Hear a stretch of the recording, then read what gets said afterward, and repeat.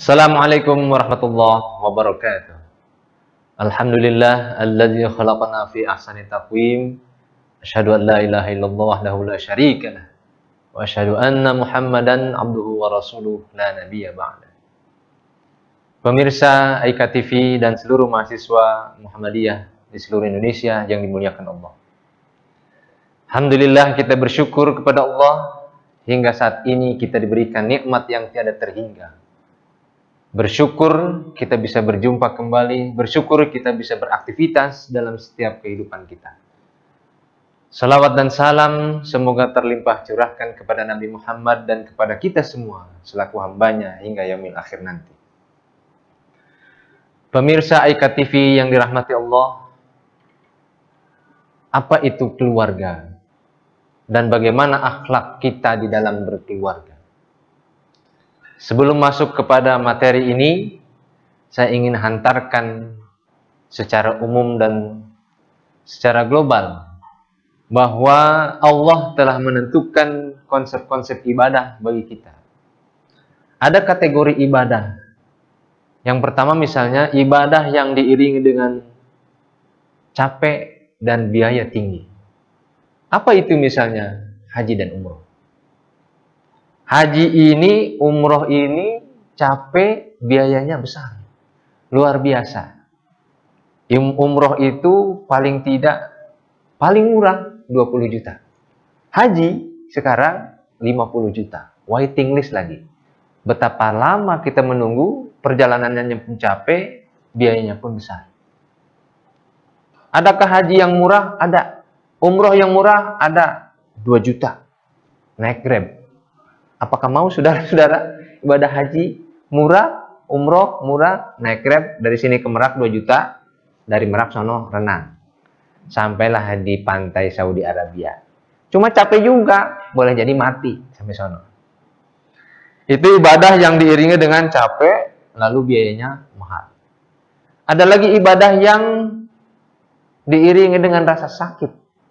Apa itu? Khitan. Khitan ini sejak kecil kita dikhitan, jarang orang dewasa dikhitan, jarang, kecuali mu'alaf. Ini ibadah yang diiringi dengan rasa sakit, tapi nantinya akan melahirkan kenikmatan yang luar biasa. Yang ketiga jenis ibadah, selain yang dua tadi, ada ibadah yang begitu nikmat. Semua orang pasti ingin, semua orang pasti, bahkan yang sudah pun ingin mengulanginya lagi. Apa itu? Nikah. Nikah ini tentu suami istri atau calon suami calon istri. Kemudian menikah, maka terbentuklah keluarga. Jadi keluarga setelah dia menikah, punya anak, jadi keluarga adalah komunitas terkecil yang terdiri dari suami, istri, dan anak. Pemirsa AIKA TV dan seluruh mahasiswa program Muhammadiyah yang dirahmati Allah, bagaimana kita membangun sebuah keluarga agar terjadi keluarga, kalau bahasa anak muda sekarang itu samawa. Ada lagi yang menjelaskan apa? Asmara. Sebetulnya hampir sama. Asmara itu berarti abadi, sakinah, mawadah, warohmah. Samawa, sama, sakinah, mawadah, warohmah. Sama-sama ingin membentuk keluarga yang bahagia dan abadi langgeng. Ada yang punya prinsip, kita berkeluarga, berumah tangga, dari mulai nikah sampai kakek nenek. Ada yang punya prinsip, kita berkeluarga, dari mulai nikah sampai mati. Pemirsa AIKA TV yang dirahmati Allah, serta seluruh mahasiswa Muhammadiyah seluruh Indonesia, menggapai keluarga yang sakinah, mawadah, warohmah itu tidak gampang. Tapi bukan berarti tidak bisa. Pertama, ada tatanan akhlak. Akhlak suami kepada istri, ada akhlak istri kepada suami, ada akhlak suami istri. Lalu ada akhlak orang tua kepada anak, ada akhlak anak terhadap orang tua. Lalu bagaimana kita membangun keluarga sakinah? Terakhirnya adalah keluarga sakinah yang penuh dengan ketenangan tanpa KDRT, kekerasan dalam rumah tangga. Ada istilah lain KDRT itu apa? Kenikmatan dalam rumah tangga. Mungkin pemirsa juga memilih yang itu, yang kedua. Mari kita lihat. Apa itu akhlak suami kepada istri? Suami adalah imam, suami adalah pemimpin, suami adalah pengayom istri dan anak-anaknya. Suami adalah teladan bagi istri dan anak-anaknya. Suami adalah guru di dalam rumah tangga bagi istri dan anak-anaknya. Maka seorang suami, sosok suami itu dari awal sebelum menikah, dari awal kita mencari pilihan siapakah yang akan menjadi pendamping hidup kita, sudah kelihatan apakah dia punya jiwa leadership, apakah dia bisa dijadikan panutan, ataukah dia bisa menjadi imam di dalam rumah tangga kita. Ini kelihatan. Suami bertanggung jawab mencari nafkah. Hukum wajibnya, hukum asalnya adalah mencari nafkah wajib bagi suami. Istri tidak. Persoalan kemudian bagaimana ada istri yang ikut mencari nafkah, itu lain. Pembahasannya nanti pada pertemuan yang akan datang, dan itu juga 2 SKS. Ini 2 SKS. Pemirsa AIKA TV yang dirahmati Allah, suami wajib mencari nafkah. Kita sering lihat di belakang mobil truk itu ada istilah pulang malu, nggak pulang juga malu. Itu saking hebatnya seorang suami berjihad dalam mencari nafkah. Mungkin dia pulang malu karena belum bawa duit, tapi nggak pulang juga rindu. Itu adalah salah satu curhatan seorang sopir truk. Mungkin mahasiswa juga ada yang curhat, "Papang kok nggak pulang-pulang? Ibu kok terlalu sibuk dalam meniti karir dan mencari nafkah." Bapak juga sama. Mungkin bapak juga sebetulnya ingin pulang, tapi bagaimana ia bertanggung jawab memenuhi nafkah lahir dan batinnya untuk keluarga. Nah, ini berarti suami yang seperti ini punya tanggung jawab yang luar biasa. Kemudian akhlak yang lain apa? Seorang suami selalu memotivasi dan selalu sabar menghadapi sikap-sikap seorang istri. Istrinya, maka ada istilah pepatah apa? Kalau kita ingin menjadi suami yang sabar, carilah istri yang cerewet.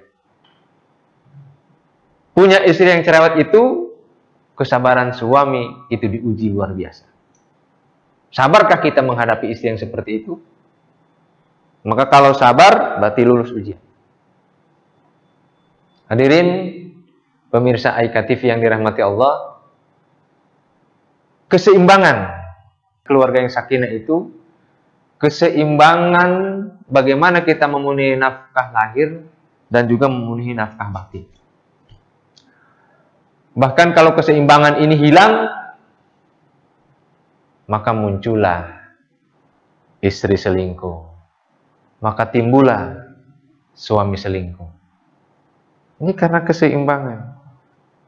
Dalam bahasa nasional itu ada istilah, dalam bahasa negara itu equilibrium nasional. National equilibrium.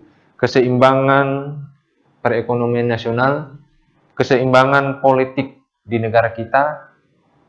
Ini juga sama, keseimbangan dalam menjaga kontinuitas, kelanggengan, ketenangan rumah tangga. Yang berikutnya, akhlak istri terhadap suami. Ini peran istri ini luar biasa. Seorang suami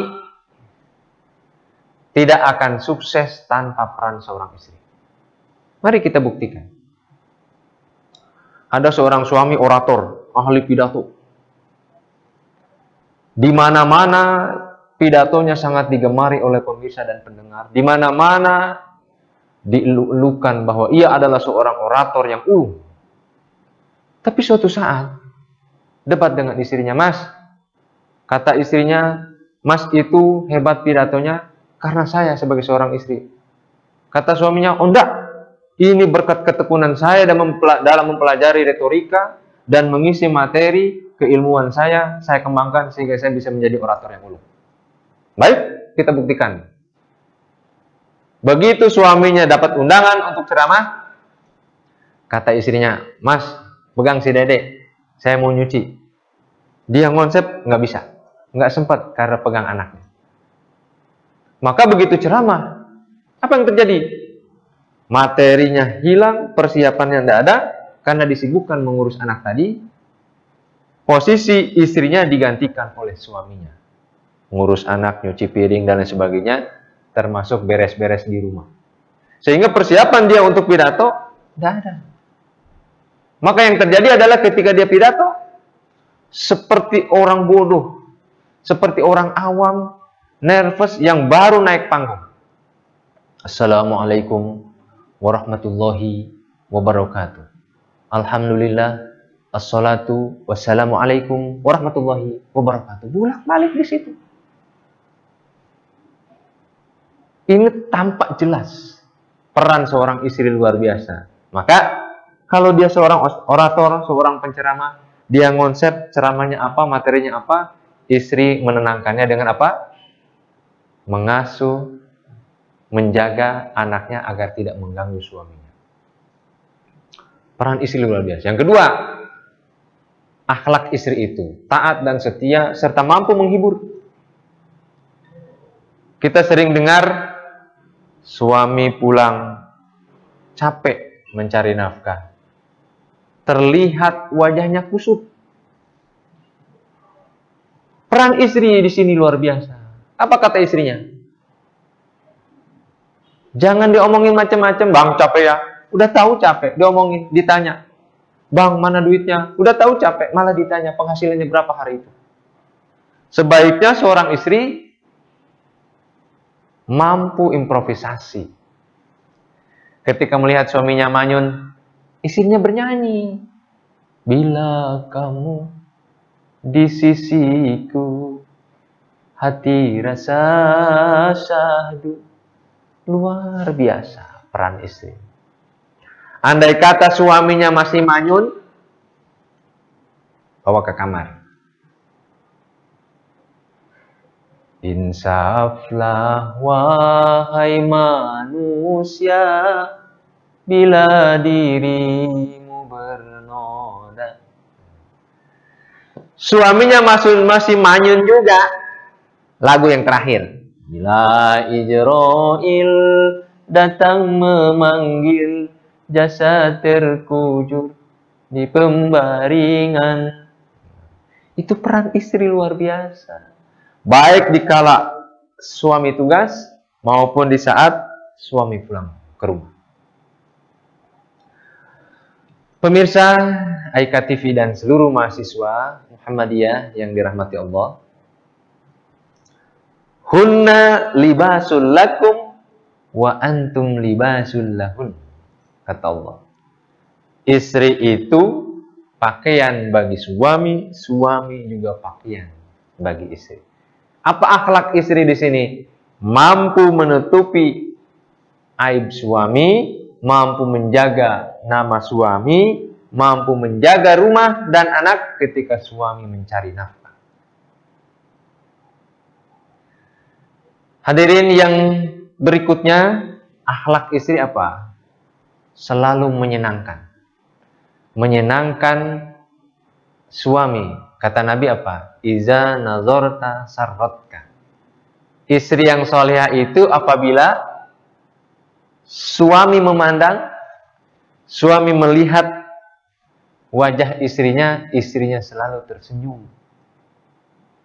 Dan ini batin suami menjadi tenang luar biasa ketika melihat istrinya selalu tersenyum. Ada uang, tidak ada uang, istri selalu tersenyum. Jangan punya karakter ada uang, abang sayang, tidak ada uang, abang melayang. Ini istri durhaka namanya. Maka kata Nabi, apabila suami memandangnya, maka istrinya selalu tersenyum karena menyenangkan. Contoh, Suami pulang mencari nafkah, kelihatan lelah, letih, lesu, capek, dan rugi lagi. Sang istri langsung menyambut, "Bang, bagaimana dagangan kita hari ini?" "Abang hari ini rugi, Neng." Apa kata istri yang solehah? "Biasa, Bang. Itu adalah romantika kehidupan. Saat kita ini diuji karena rugi, tapi suatu saat pasti kita akan beruntung kembali. Bertawakallah kepada Allah." Ini jawaban hiburan seorang istri yang solihah. Coba kalau istrinya tidak solihah, bagaimana, Bang? Dagangan kita hari ini rugi, Neng. Dasar suami oon, dagang nggak bisa, nggak becus, begitu aja rugi. Ini istri durhaka. Nauzubillah min dzalik. Pemirsa Aika TV yang dirahmati Allah. Lalu bagaimana suami istri ini membentuk keluarga sakinah? Al-Quran mengajarkan, menggambarkan seperti apa keluarga sakinah. A'udzubillahi minasyaitonirrajim. Wa min ayatihi an khalaqalakum min anfusikum azwajan litaskunu ilaiha wa ja'ala bainakum mawaddatan wa rahmah. Inna fi dzalika laayatil liqaumin yatafakkarun. Tanda-tanda kekuasaan Allah diantaranya adalah Allah menciptakan kamu dari jenismu sendiri.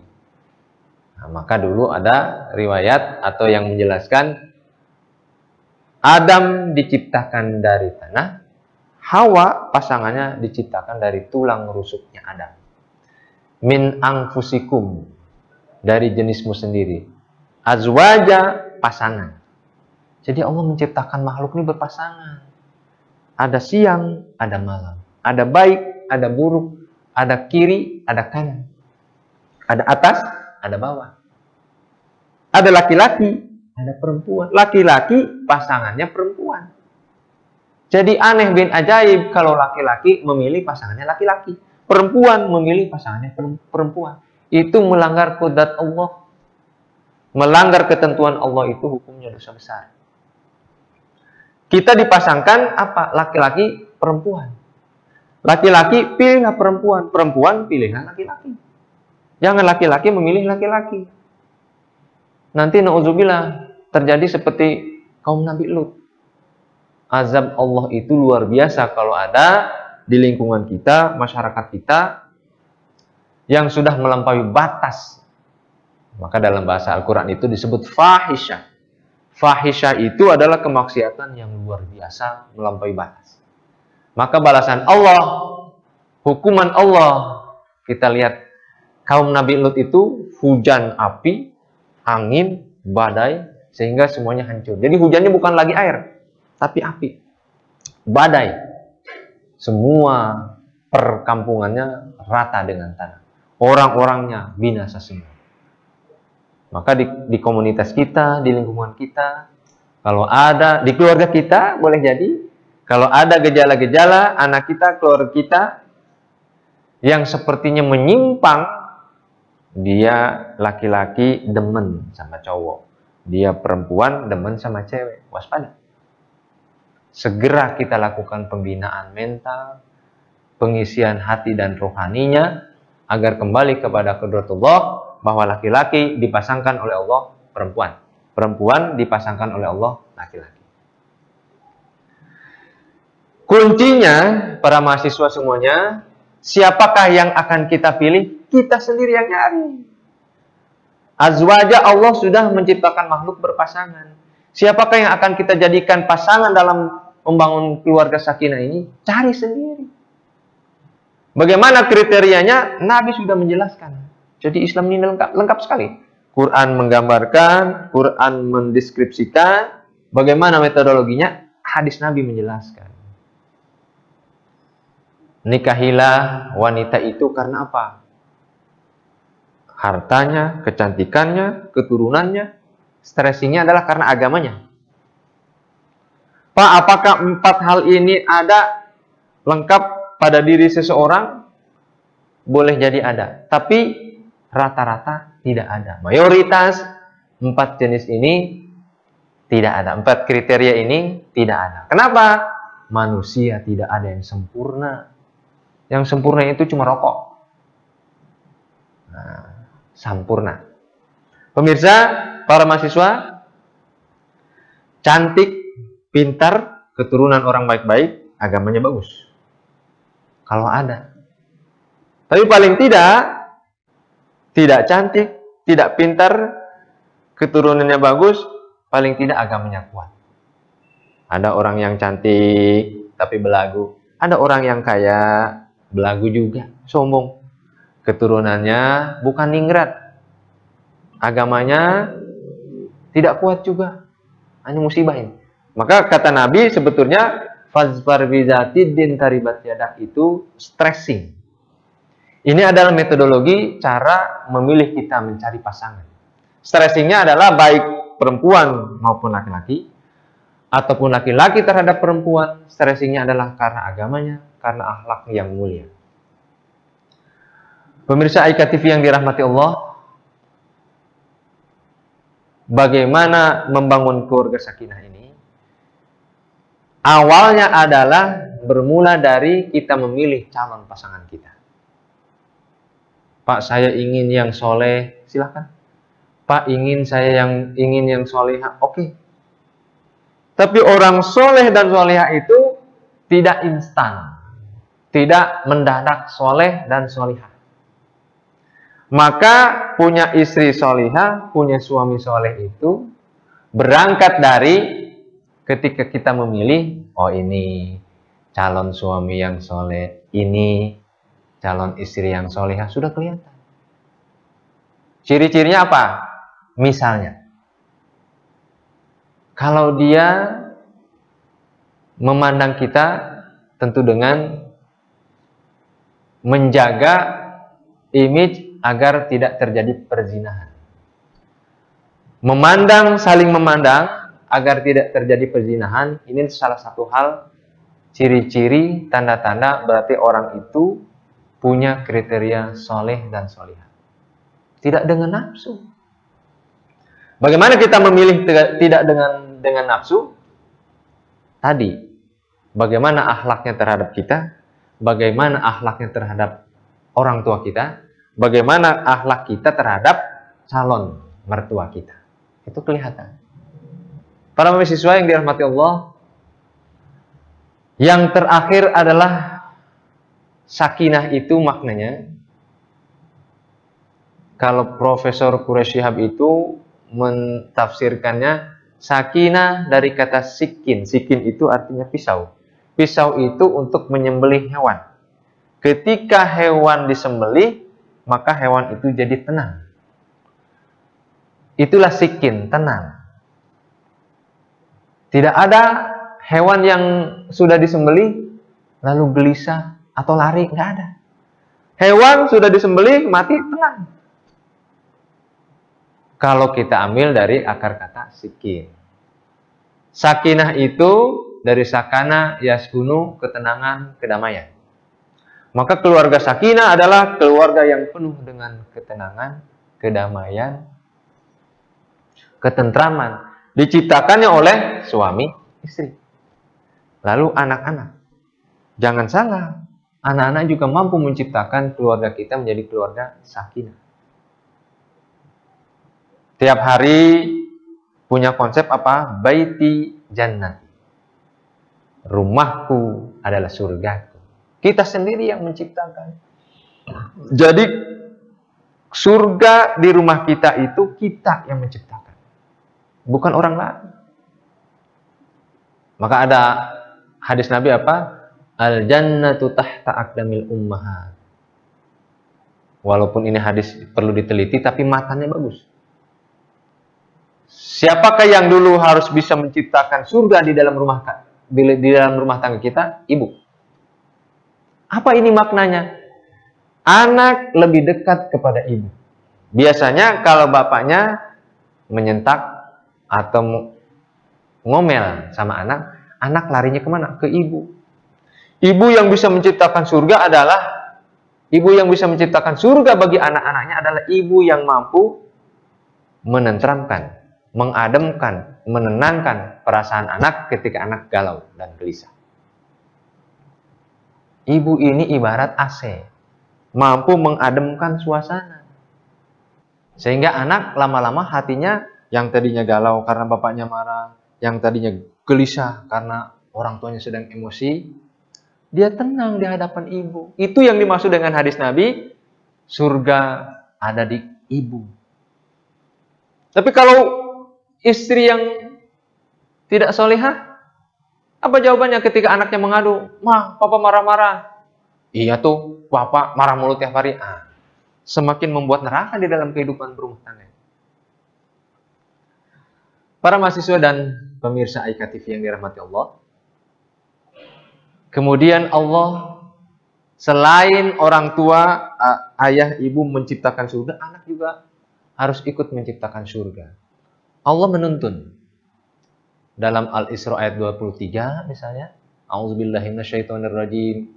Wa qadha rabbuka alla ta'budu illa iyyahu wa bil walidaini ihsana imma yablughanna 'indakal kibara ahaduhuma aw kilahuma fala taqul lahumu uffin wa la tanharhuma wa qul lahumu qawlan karima.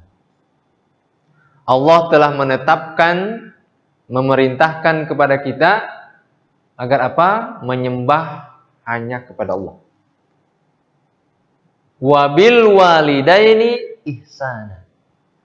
Ini khitabnya nampaknya kepada anaknya. Kepada orang tua, hai anak-anak, kepada orang tua hendaklah wabil walidaini ihsana, mengabdi. Kenapa kalimatnya bi? Wa alal walidaini, bukan ilal walidaini, bukan juga. Lalu kalimat terakhirnya adalah ihsana, bukan hasana. Maka di dalam tafsir Al-Misbah, Profesor Quraish Shihab menjelaskan, bi itu maknanya adalah insaf, maknanya adalah dekat. Perasaan batin anak kepada orang tua itu dekat. Lalu ihsana, bukan hasana. Nah, kemarin ada pertanyaan dari mahasiswa, Pak, seperti apa perbuatan ihsan yang dilakukan oleh anak kepada orang tua? Lalu ciri-ciri orang sudah berbuat ihsan itu seperti apa? Bedakah hasan dengan ihsan? Pemirsa Aika TV dan seluruh mahasiswa, ini hasan itu belum tentu ihsan. Kita sedekah, itu hasan. Supaya ihsan, sedekahnya harus ikhlas. Kita sholat, itu baru hasan. Supaya ihsan, maka sholatnya harus ikhlas. Menafkahi orang tua kita ngasih nafkah. Orang tua kita sudah lanjut. Tadi digambarkan, imma yablughanna 'indakal kibara ahaduhuma aw kilahuma. Jadi sudah lanjut. Kita ngasih nafkah tiap bulan. Nggak tanggung-tanggung nafkahnya itu 5 juta per bulan. Buat apa orang tua dikasih nafkah 5 juta per bulan? Sudah nenek-nenek, sudah sepuh, kakek-kakek. Mau shopping? Nggak mungkin. Belanja apa? Nggak mungkin. Mau main gadget? Nggak mungkin. Mau piknik? Nggak mungkin. 5 juta anak orang, maklum anaknya sudah jadi kaya raya, kasih nafkah 5 juta per bulan. Apakah itu sudah ihsan? Belum. Bagaimana kalau anak ini supaya bisa berbuat ihsan? Selain ngasih nafkah, lahir, bagaimana seorang anak mampu memperhatikan kasih sayangnya? Ketika orang tua sakit, nak, bapak sakit, bawa, antar, berobat ke rumah sakit atau ke dokter. Ibu, nak, ibu sakit, bawa. Baru ihsan. Yang terjadi adalah di zaman sekarang boleh jadi ada yang, nah, bapak sakit, ntar nunggu Mang Udin yang nganterin ke rumah sakit. Nah, ibu sakit, ntar mah ada Mbok Iem beliin obat. Walaupun dia tadi sudah memberikan nafkah, tidak tanggung-tanggung secara material 5 juta per bulan, itu belum ihsan. Jadi ihsan itu adalah stressing Allah. Kenapa kalimatnya adalah ihsan? Selain maknanya adalah selain kita memberikan nafkah lahir seperti tadi, batinnya. Orang tua itu sama, kalau sudah jadi orang tua, sudah sepuh, sama karakternya, tabiatnya seperti anak kecil. Perlu didampingi, disayangi, ditemani kemanapun dia pergi. Bahkan makan pun kita harus temani. Ibarat kita dulu kita waktu jadi anak-anak. Orang tua mana yang marah ketika orang tuanya sedang makan? Tiba-tiba anaknya pipis, bahkan BAB di samping orang tuanya atau di depan orang tuanya, padahal orang tuanya sedang makan. Nggak ada orang tua yang marah. Lalu orang tuanya langsung membawa anaknya ke toilet atau kamar mandi. Kita pun sebagai anak begitu. Baru dikatakan ihsan manakala orang tua kita sudah BAB di tempat, pipis di tempat tidurnya. Kita antar, kita gendong, kita bawa dia ke kamar mandi, ke toilet untuk kita bersihkan. Persis seperti kita dulu diperlakukan orang tua kita dengan penuh kasih sayang dan perhatian. Baru ihsan. Maka dalam doanya apa? Yang kita sudah hafal semua. Allahumma gfirli dzunubi wali walidayya warhamhuma kama rabbayani shaghira. Ampuni dosa orang tua kami, dosa orang tua saya. Lalu kasihanilah mereka sebagaimana mereka dulu mengasihiku sejak kecil. Jadi wabil walidaini ihsana maknanya adalah agar kita bisa dikatakan berbuat ihsan, birrul walidain kepada orang tua itu persis perlakukan mereka sebagaimana mereka juga dulu memperlakukan kita, mengasihani kita seperti kita waktu kecil. Stressing ayat itu ada lagi. Ini yang tidak kalah pentingnya. Fala taqul lahuma uffin. Kalau orang tua kita sudah sepuh, sensitif perasaannya. Jangankan sudah sepuh. Usia 40, 50 ke atas, itu sudah sensitif perasaan. Jangankan dibentak, dihardik. Kita disuruh, lalu bilang males atau ogah-ogahan. Itu orang tua sudah sakit hatinya. Apalagi kalau ada anak yang, nah, beliin ibu cabai. Sudah termasuk menghardik, sudah termasuk kalimat apa? Uffin. Kata Al-Quran, fala taqul lahum uffin, jangan berkata ah. Nah, ambilkan air ibu. Ah. Itu durhaka. Orang tua dapat dengar kalimat anak seperti itu ya, udah sakit hatinya. Jadi bagaimana kita bisa dikatakan ihsan? Birrul walidain, mengabdi kepada orang tua. Kalau kita mentang-mentang sudah punya duit, cuma sekedar memberikan nafkah lahir, batinnya tidak. Justru yang paling penting ketika orang tua kita sudah sepuh, sudah sensitif perasaannya, yang paling penting adalah nafkah batinnya. Terbukti ayat itu lanjutannya adalah wala tanharhuma wa qul lahuma qaulan karima. Sampaikan kepada orang tua kita perkataan yang menyenangkan, perkataan yang halus, perkataan yang demokratis, perkataan yang sangat egaliter. Ini ada pertanyaan dari mahasiswa. Pak, saya dalam hal jodoh ternyata sudah dipilihkan oleh orang tua saya. Tapi saya kan nggak cinta. Saya kan nggak mau. Bagaimana ini Pak? Saya harus ngomong sama orang tua. Pertama, ini pasti ada solusi. Misalnya saja, sampaikan dengan cara baik-baik kepada orang tua kita. Nah, kalau ibu berkata, nah ibu sudah menyiapkan jodohmu. Lalu kita jawab, ibu terima kasih sayang ibu selama ini tiada bandingannya. Sampai ibu masalah jodoh pun saya dicarikan oleh ibu. Namun apakah dijamin ketika seorang anak dijodohkan lalu anak itu tidak suka sama yang dijodohkan, apakah ini ada jaminan kelanggengan dalam rumah tangga? Saya mohon pemahaman, pengertian dari ibu dan bapak. Dan saya terima kasih sekali ibu sangat perhatian sama anaknya. Anak mana yang tidak ingin mengabdi kepada orang tuanya? Tentu semua anak ingin mengabdi kepada orang tuanya.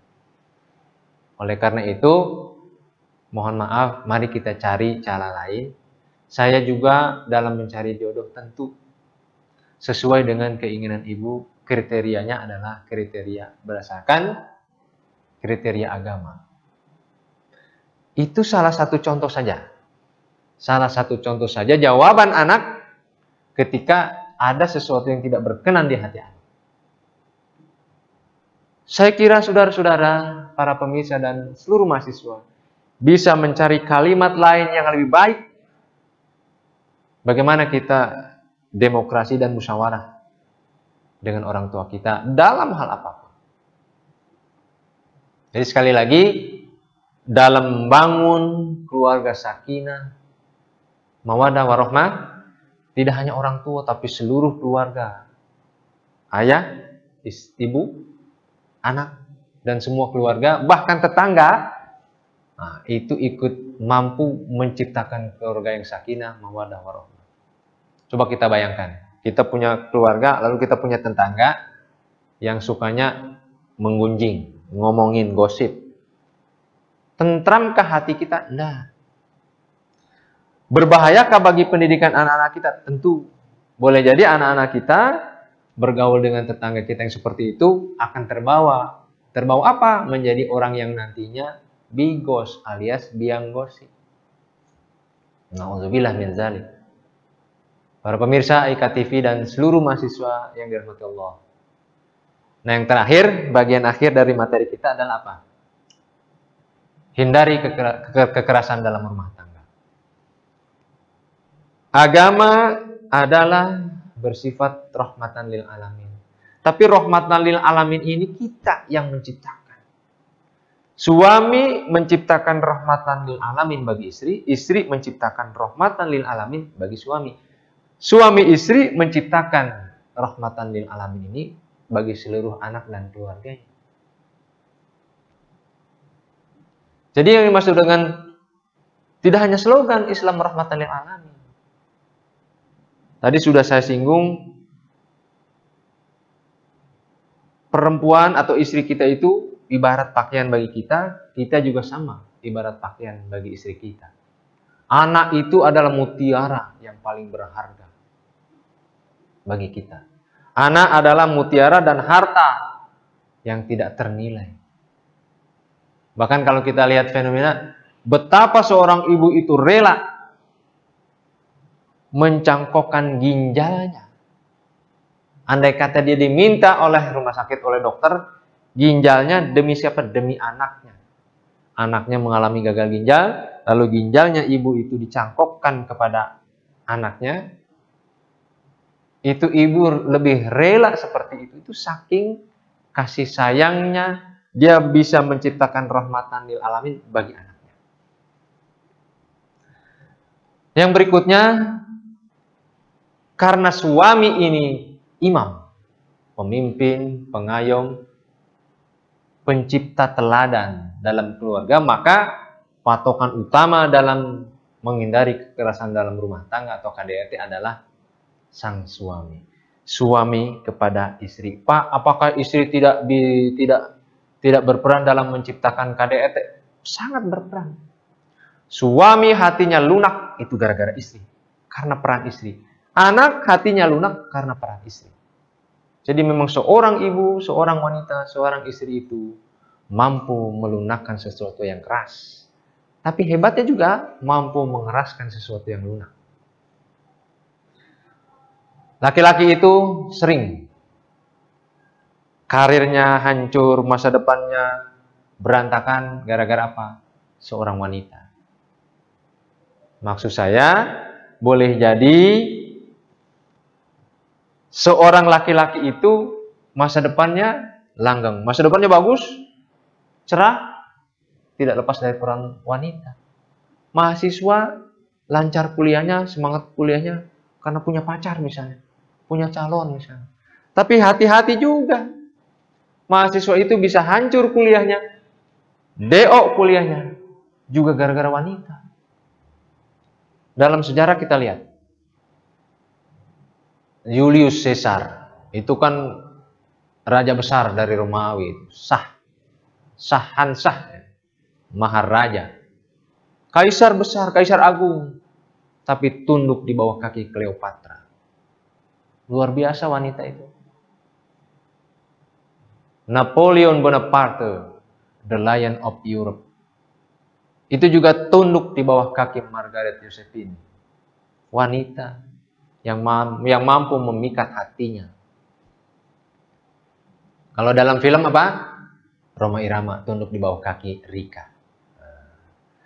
Para pemirsa dan para mahasiswa semuanya yang dirahmati Allah, mudah-mudahan kita sebagai calon ibu, calon bapak, calon ibu, calon ayah mampu mengolah diri kita sehingga kita menjadi calon istri, calon suami yang solehah dan soleh.